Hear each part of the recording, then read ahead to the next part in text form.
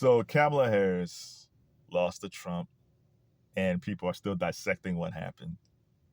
And I started thinking about it because I saw her concession speech at Howard University because she was supposed to have done it the night before. She was supposed to speak the night before, and she kind of bailed, which is unfortunate for those students who stayed all night waiting for her. But she came back and she gave a good speech, and she conceded.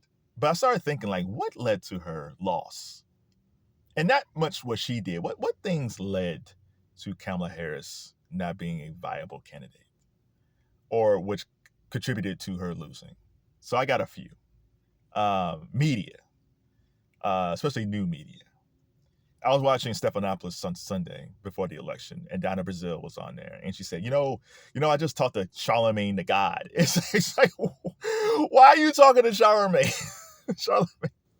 Now listen, I've known Charlamagne since he was Wendy Williams' co-host back in the day, so it's amazing to see Charlamagne's rise to this powerful media guy, which is quite interesting, right? I got nothing against Charlamagne at all, but if we're talking about politics and we're talking about Black people politics and the concerns of Black people, we should not be talking to Charlamagne the guy, the D.L. Hughley.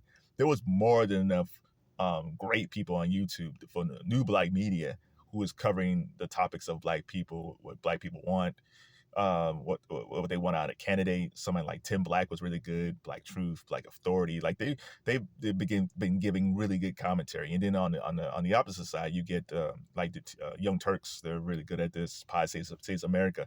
So there's a lot of people who are talking about what's really going on with politics. But yet CNN, NBC, ABC, they center around these dudes, Charlamagne, D.L. Hughley, like they're the voice of all Black people, and it's like they're not. They're the voice of themselves, which is fine, but these guys aren't journalists. These guys don't have a pulse of what's going on. And if I'm Harris's campaign people, I would say, okay, of course, Charlamagne and DL, that's fine, but we have to pay attention what the new media is doing on YouTube and some of these podcasts, because they're really telling us what's going on. I've always said that the person that I've liked the most that was on CNN talking about this stuff was Nina Turner. Nina Turner was telling the truth about the Harris campaign and how voters felt, but they didn't listen. People called her a hater, and it's like, well, that's part of the problem. So it's not a major reason why Harris lost, but I think if her campaign paid more attention to new media and what they're saying outside of that CNN, MSNBC, corporate, traditional bubble of media, she might have been better off. DNC Chair Jamie Harris. I'm going to make a video about Jamie Harris. So I didn't know who the DNC chair is, and then I found out it was Jamie Harris. Jamie Harris ran against Lindsey Graham in South Carolina. There's no way Jamie Harris would have beat Lindsey Graham in South Carolina, being a Black man, fighting for the Senate. So he lost. Biden installed Jamie Harris as the head of DNC, most likely as a favor to Jim Clyburn. Clyburn and Biden are close. They credit Clyburn for getting Black folks to vote for Biden. It's like, get out of here with that. I voted for Biden in 2020 because I was tired of Trump. It wasn't because of Jim Clyburn. But Jamie Harrison worked for Jim Clyburn, and because after that race, Jamie didn't have anything, and Clyburn hooked him up. The thing I didn't like about Jamie Harrison is that he didn't have a plan. Like, one of the guys that I really liked as DNC chair back in the day was Howard Dean. Howard Dean had a 50-state strategy to get votes for not just the presidency, but also for the Senate and in the House of Representatives. It was a 50-state strategy to go to every state in the union and to build up a Democratic support. It was a great strategy. That was back in 2005 to 2009. And it's basically to build Clinton's strategy, because that's something that he did, and that's how he ended up being a 2-term president. But Obama won greatly in 2008.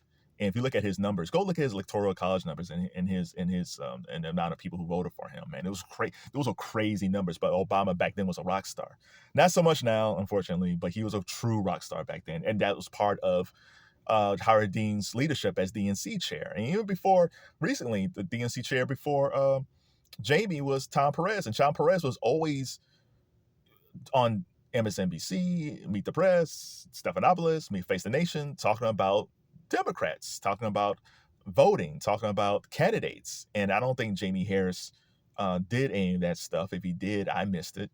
But he said he's not running for re-election, which is good, because he was a horrible DNC president. Seems like a nice guy, wonderful, nice family, He seems like he's like an Al Roker of politics. Big chubby cheeks. Seems like a nice guy, but a horrible DNC chair. Another thing that hurt Kamala Harris, Joe Biden not being a one-term president. When Joe ran, I said, okay, Joe, you're old already, and that job is a pressure cooker, and guys age. The only person that hasn't aged was Trump. Everybody else has aged being in that seat. And if you're blessed to win and become president, just be a one-term president, and tell people that I'm one term. I'm going to be one and done. I'm going to get as much as I can in these 4 years, but due to my age and the stresses of this job, I know I can't do another 4. I can't do 8 years. I could just do 4.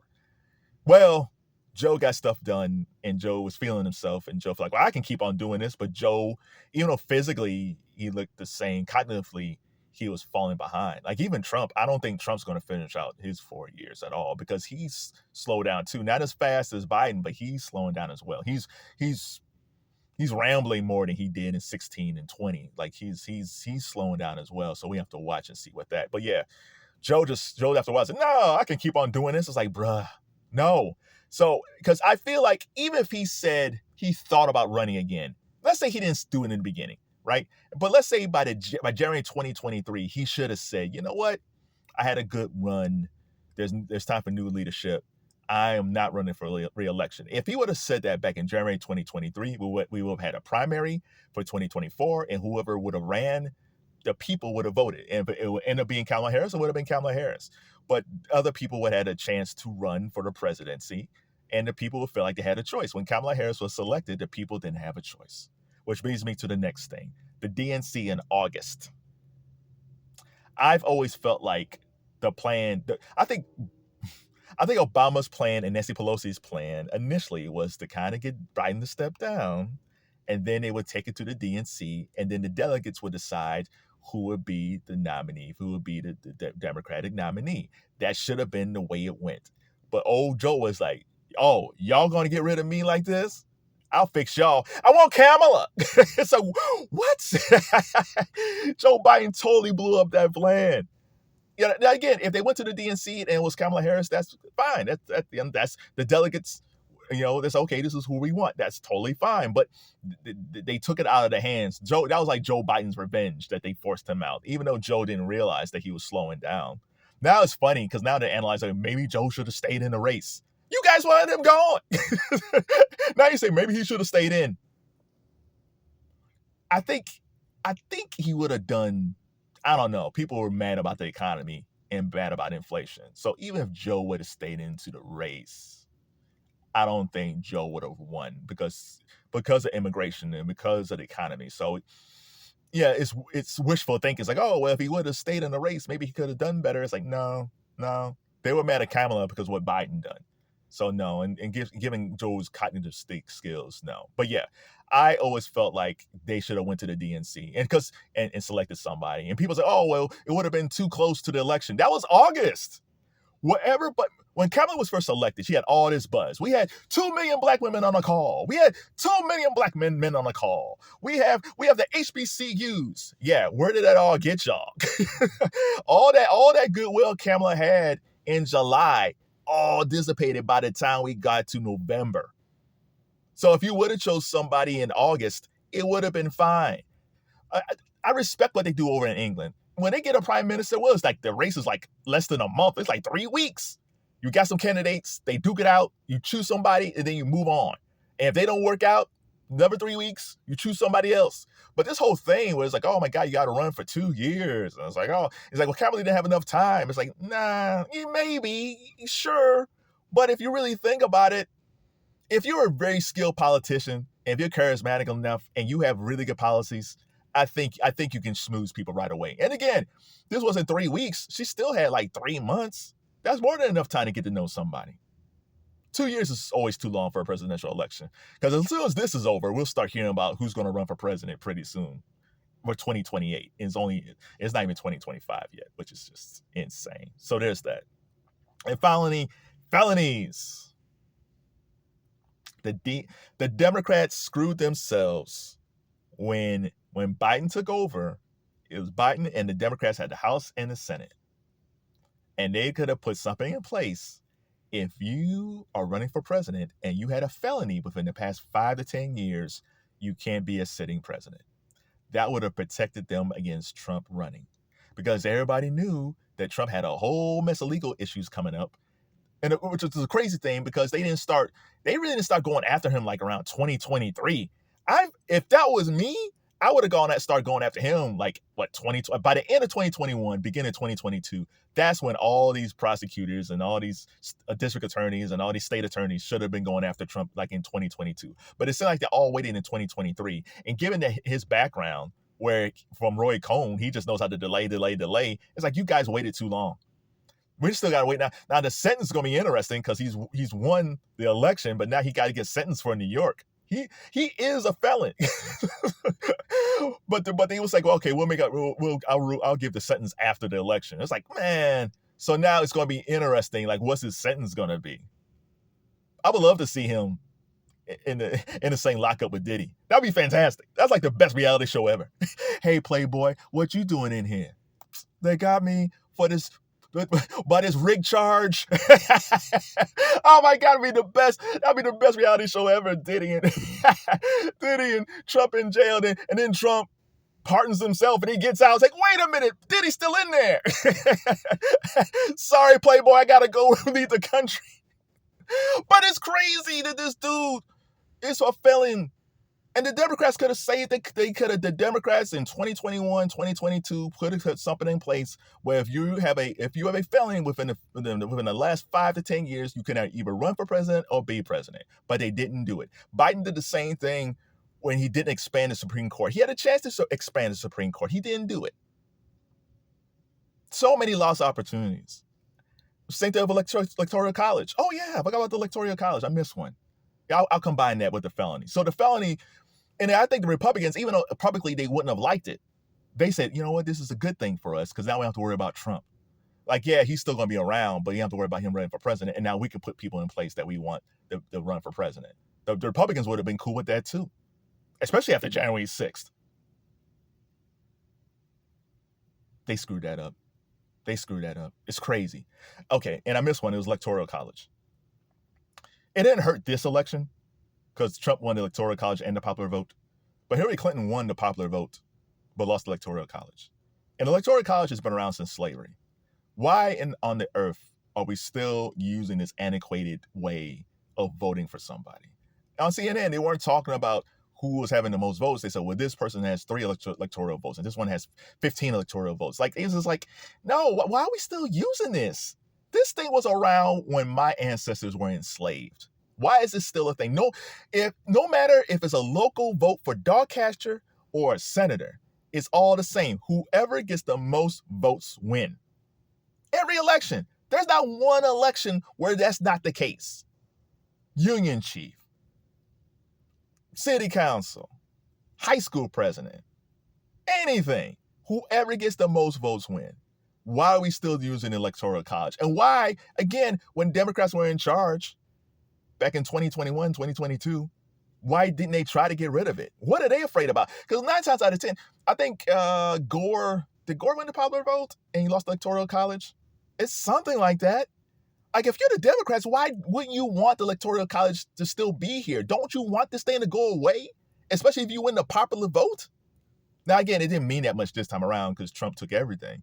But I feel like as this country keeps going, we're going to have another race where someone's going to have the popular vote and someone gets the electoral college. And I don't understand why someone who doesn't have the popular vote is voted in. The people are saying, like, no, we like this person a little bit more than this other person.